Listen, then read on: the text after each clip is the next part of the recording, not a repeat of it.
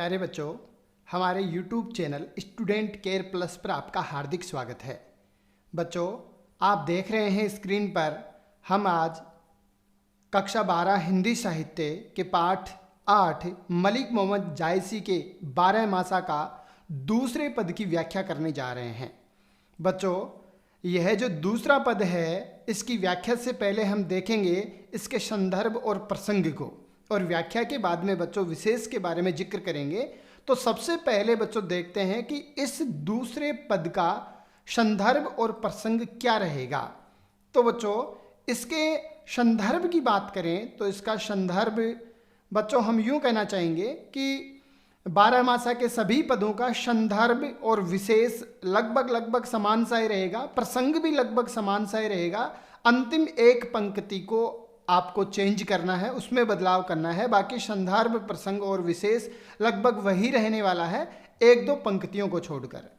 फिर भी हम यहाँ चर्चा करना चाहेंगे बच्चों कि इसका संदर्भ और प्रसंग क्या रहेगा। इसके संदर्भ के बारे में अपन चर्चा करें तो बच्चों इसका संदर्भ रहेगा प्रस्तुत पद्यांश हमारी पाठ्य पुस्तक अंतरा भाग 2 में संकलित बहुमुखी प्रतिभा के धनी कवि मलिक मोहम्मद जायसी द्वारा रचित प्रसिद्ध महाकाव्य पद्मावत के नागमती वियोग खंड से उद्धृत है।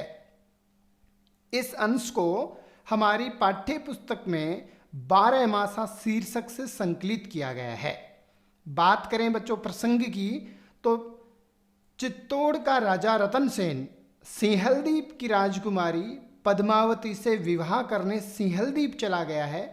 उसके वियोग में उसकी रानी नागमती जिस विरह वेदना का अनुभव कर रही है, उसका मार्मिक वर्णन कवि ने 12 मासा के माध्यम से किया है। इस अवतरण में पौष के महीने में बढ़ती सर्दी से प्रभावित नागमती की विरह वेदना का वर्णन किया गया है। बच्चों, बात करें इसके प्रसंग के खास बिंदु की तो यहाँ से बच्चों इस अवतरण में और यहाँ लास्ट तक वेदना का वर्णन किया गया है। मुख्य रूप से यही अलग रहेगा इनके पदों में प्रसंग हर बार, वरना संदर्भ और प्रसंग लगभग एक ही रहने वाला है। यह जो प्रसंग है इस अवतरण में पौष के महीने में बढ़ती सर्दी से प्रभावित नागमती की विरह वेदना का वर्णन किया गया है। यह स्पेशल इस दूसरे पद का संदर्भ रहेगा। अब बच्चों बात करें इसकी व्याख्या की तो बच्चों इसकी व्याख्या की जो प्रारंभिक पंक्तियां हमेशा प्रभावशाली रखने के लिए अपन इसकी प्रारंभिक पंक्तियां इस प्रकार रख देंगे कि भक्ति काल की सूफी काव्यधारा के प्रतिनिधि कवि मलिक मोहम्मद जायसी विरहिणी नायिका जो नागमती है उसकी विरह व्यथा का वर्णन करते हुए इस प्रकार कह रहे हैं। पूस जाड़ थर थर तन कापा, सुरूज जड़ाई लंक दिशी तापा। यहाँ कह रहे हैं जायसी जी कि विरहिणी नागमती अपने पति राजा रतन सेन को संबोधित करते हुए कह रही है। यहाँ नागमती अपने प्रियतम को राजा रतन सेन को संबोधित करते हुए कह रही है कि पौष का महीना लग गया है, पौष का महीना आ गया है, मतलब पूष का महीना आ गया है। मतलब कहने का तात्पर्य यह है कि सर्दी अत्यधिक पड़ने लग गई है। जाड़ थर थर तन कापा, सर्दी के कारण शरीर है वह थर थर कांपने लग गया है।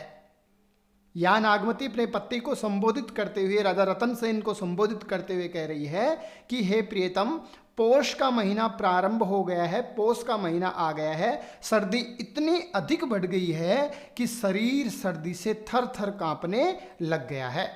सूरज जो सूर्य है, जड़ाई लंक दिशी तापा, सूर्य भी इस शीत से घबरा कर लंका की दिशा में जाकर तप रहा है।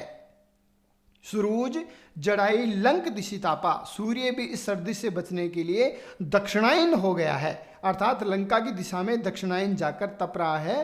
वह भी इस सर्दी के प्रकोप से बचने के लिए दक्षिण दिशा में चला गया है, दक्षिण में ताप रहा है। आगे कह रही है नागमती, विरह बाढ़ी भा दारूण शिव। नागमती कह रही है कि इस ऋतु में मेरी विरह वेदना बढ़ गई है। विरह बाढ़ी इस पौष के महीने में मेरी विरह वेदना अत्यधिक बढ़ गई है, भयंकर सर्दी पड़ रही है। दारून शिव, दारून का अर्थ होता है भयंकर, शिव का मतलब सर्दी। नागमती कह रही है कि मेरी इस ऋतु में, इस पौष के महीने में मेरी विरह वेदना बढ़ गई है, भयंकर सर्दी पड़ रही है। कंपी कंपी मरो लेही हरि जीव, यहाँ कह रही है कि मैं कांप कांप कर मरी जा रही हूँ।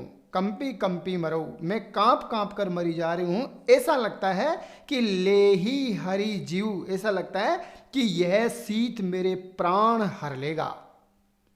लेही हरि जीव, हरि यानी हरना, जीव यानी प्राण। ऐसा लगता है, लेही यानी लेगा, ऐसा लगता है कि ये जो सर्दी है, ये जो शीत है, मेरे प्राणों का हरण कर लेगा, मेरे प्राण हर लेगा, ऐसा प्रतीत होता है। आगे नागमती कह रही है कि कंत कहाँ हो लागो हीरे। नागमती कह रही है कि न जाने प्रियतम तुम कहाँ हो, ये प्रियतम तुम कहाँ हो, लागू हीरे, अब मैं किसके हृदय से लगकर अपनी विरह वेदना को शांत करूं, किसके हृदय से लगूं। हे प्रियतम तुम कहाँ हो, मैं तुम्हारे बिना किसके हृदय से लगूं, अर्थात किसके हृदय से लगकर अपनी विरह वेदना शांत करूं। पंथ अपार सूझ नहीं नियरे, तुम तक पहुंचने का जो रास्ता है वह दुर्गम है, अपार है।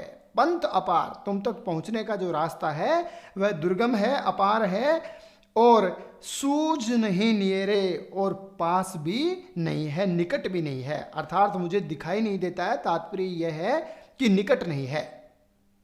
या नागमती कहती है कि हे प्रियतम तुम्हारा जो मार्ग है वह अपार है, दुर्गम है, और मुझे दिखाई भी नहीं दे रहा है। दिखाई नहीं देने का मतलब है कि मेरे निकट भी नहीं है। आगे नागमती कह रही है कि शोर सुपेती आवे जुड़ी, सर्दी इतनी भयंकर हो गई है कि रजाई ओढ़ लेने पर भी जूड़ी बुखार की सी तेज सर्दी लगती है।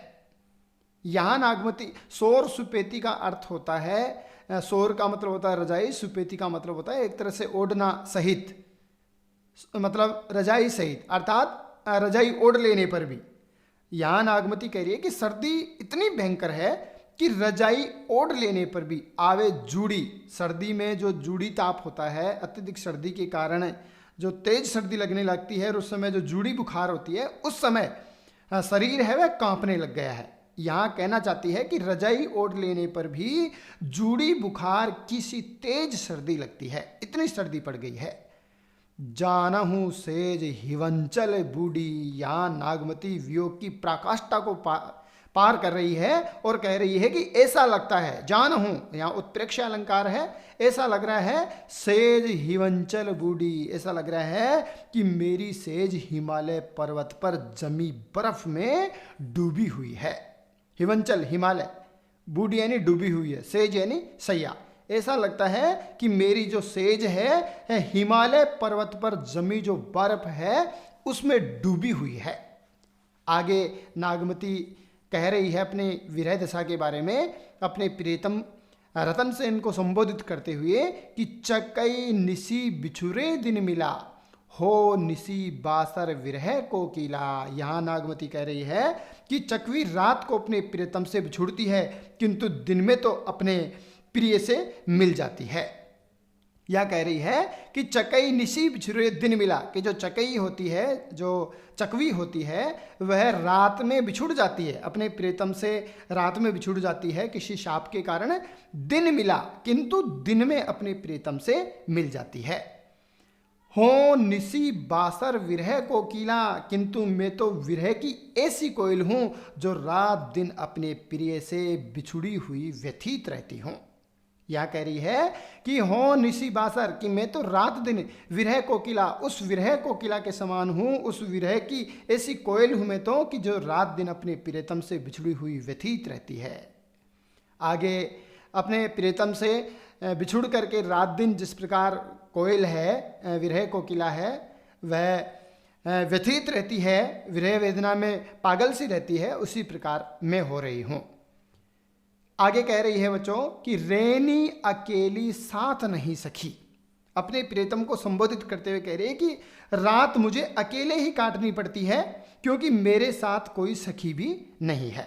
रेनी अकेली, रात मुझे अकेले ही बितानी पड़ती है, रात में मुझे अकेले ही रहना पड़ता है, साथ नहीं सकी, क्योंकि कोई भी सखी है वह मेरे साथ नहीं है। आगे कह रही है बच्चों, कैसे जीवो बिछो ही पंछी, कह रही है कि हे प्रियतम, जिसकी जोड़ी बिछुड़ चुकी है वह वियोगी पक्षी भला कैसे जीवित रह सकता है। कैसे जीवो, कैसे जीवित रह सकता है बिछोई पंछी, बिछुड़ा हुआ पक्षी। यहाँ पंछी नागमती अपने खुद के लिए इस्तेमाल कर रही है। वह कहना चाहती है कि हे प्रियतम, जिसकी जोड़ी बिछुड़ चुकी है वह वियोगी पक्षी, अर्थात नागमती भला बिछुड़कर, आपसे बिछुड़कर कैसे जीवित रह सकती है। आगे कह रही है, विरह सचान भवे तन चाड़ा, जियत खाई मुई नहीं छाड़ा। यहाँ कह रही है कि ये जो विरह शीतकाल है यह मेरे लिए बाज बन गया है। विरह सचान, यहाँ सचान शब्द का अर्थ होता है बच्चों बाज, सचान शब्द का अर्थ होता है बाज, भवेई का मतलब हो गया है। तन चाड़ा, तन का अर्थ होता है शरीर और चाड़ा का अर्थ होता है भोजन। यहाँ नागमती कहना चाहती है कि मेरा ये जो विरह है, जो शीतकाल रूपी जो विरह है, ये मेरे लिए बाज बन गया है, शिकारी बन गया है। विरह सचान भवे, जो विरह है यह बाज बन गया है। तन चाड़ा, और मेरे शरीर, जो मेरा शरीर है उस बाज का भोजन बन गया है। या नागवती कहना चाहती है कि जो विरह है वह तो शिकारी पक्षी बाज के समान हो गया है और मेरा यह जो शरीर है उस शिकारी पक्षी का भोजन बन गया है। यहाँ आगे कहती है कि जियत खाए मुई नहीं छोड़ा, वह मेरे शरीर को, अर्थात वह शिकारी पक्षी इस मेरे शरीर को, इस शिकार को जीवित रहते ही पकड़कर खाने लगता है। जियत खाए, वह शिकारी पक्षी है, ये जीते जी मेरे शरीर को खा रहा है, मुई नहीं छोड़ा और मरने पर भी नहीं छोड़ता है। यहाँ नागवती कहना चाहती है कि यह जो विरह है मेरा, यह शिकारी पक्षी बाज बन गया है, बाज हो गया है, और जो मेरे शरीर को, जो मेरा शरीर है वह उसका भोजन बन गया है। जियत खा, यह जीते जी मुझे खा रहा है और मरने पर भी मुझे नहीं छोड़ेगा, अर्थात जीते जी मुझे खा रहा है और मरने पर भी नहीं छोड़ेगा। भाव यह है कि नागमती को ऐसा लगता है कि यह विरह की वेदना है, यह जीते जी मेरा पीछा नहीं छोड़ेगी और मरने के बाद भी मुझे व्यथित करेगी। यहाँ नागमती सोचती है, अर्थात भाव यह है कि विरह की वेदना जीते जी मुझे पीछा नहीं छोड़ रही है मेरा, और मरने के बाद भी मेरा पीछा नहीं छोड़ेगी, मुझे व्यथित करेगी। यहाँ आगे नागमती कह रही है कि रकत डरा मासू गरा, हाड़ बहे सब संख, धनी सारस होई ररी मुई, आई समेट पंख।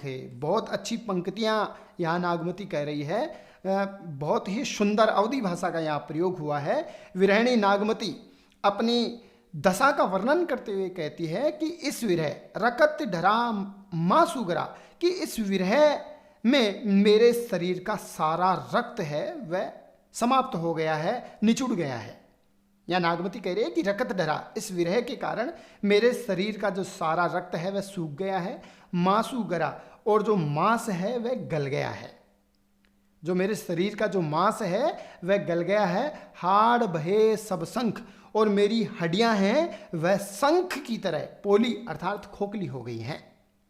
नागमती कह रही है कि हाड़ बहे सब शंख, कि मेरी जो हड्डियां हैं वो शंख के समान जो खोखली हैं, पोली हैं, हो गई हैं। धनी सारस होई ररी मुई, यहाँ नागमती कह रही है कि यह जो धनी है, यह जो स्त्री है, अर्थात धनी यहाँ नागमती के लिए आया है कि यह जो नागमती है उस सारस पक्षी की भांति चीख चीख कर प्राण दे रही है। यहाँ नागमती कह रही है कि धनी सारस होई ररी मुई, आई समेटू पंख, कि यह नागमती उस सारस पक्षी की भांति चीख चीख कर प्राण दे रही है जो अपनी जोड़ी से बिछुड़ने के बाद जीवित नहीं रहती है। धनी सारस होई ररी मुई, यहाँ कह रही है कि यह जो नागमती है यह विरह के कारण उस सारस पक्षी के समान, उस सारस पक्षी के समान चीख चीख कर प्राण दे रही है। होई ररी मुई, यहाँ मुई शब्द का अर्थ होता है एक तरह से मर गई, और ररी का मतलब बोलते हुए।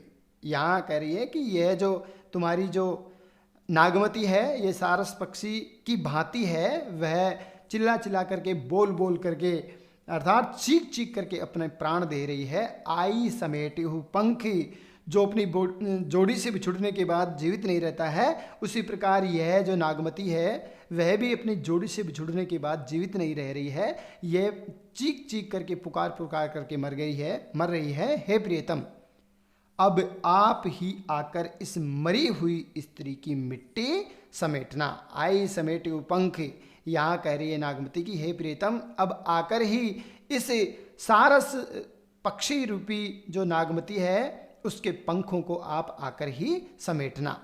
यहाँ सारस के लिए पंख आया है और नागमती के लिए यहाँ पंख शब्द का तात्पर्य हो जाएगा उसकी मिट्टी, अर्थात उसके शरीर के मर जाने के बाद में उसकी जो मिट्टी है वह। तो नागमती कहना चाहती है कि हे प्रियतम, ये जो धनी है, ये तुम्हारी स्त्री है, ये जो नागमती है, यह सारस पक्षी की भांति चीख चीख करके अपने प्राण दे रही है। तुम आकर ही अब इसके शरीर की जो मिट्टी है, इसके मर जाने के बाद इसके मरे हुए शरीर की जो मिट्टी है वो समेटना। बात करें बच्चों इसके विशेष की, तो इसका विशेष इस प्रकार रहेगा बच्चों। विशेष का पहला बिंदु रहेगा बच्चों, नागमती की विरह वेदना का मार्मिक चित्रण हुआ है। दूसरा बिंदु है, कवि की भाषा साहित्यिक लाक्षणिकता से युक्त, बोधगम्य एवं अंतर मन को छू लेने वाली है। अवधि भाषा वियोग श्रृंगार रस एवं माधुर्य गुण का प्रयोग हुआ है। कवि अपने मंतव्य को प्रकट करने में सफल रहे हैं। कवि के शिल्प विधान में सहजता विद्यमान है। विरह सचान और विरह कोकिला में रूपक अलंकार का प्रयोग हुआ है। अगले बिंदु की बात करें, फारसी की मसनवी शैली में दोहा चौपाई शैली का प्रयोग हुआ है। कवि मलिक मोहम्मद जायसी सूफी काव्यधारा के प्रतिनिधि एवं अपने समय के प्रतिष्ठित व्यक्तित्व रहे हैं। इस प्रकार से यह विशेष है बच्चों। अगर इसके आप 2, 3, 4 बिंदु भी लिखेंगे तो आपका विशेष बहुत अच्छा रहेगा। बच्चों अगले जो 2 पद बचे हुए हैं उनके वीडियो हैं, उनकी व्याख्या है, अगले वीडियो में आपको मिल जाएगी। आज के लिए इतना ही, धन्यवाद।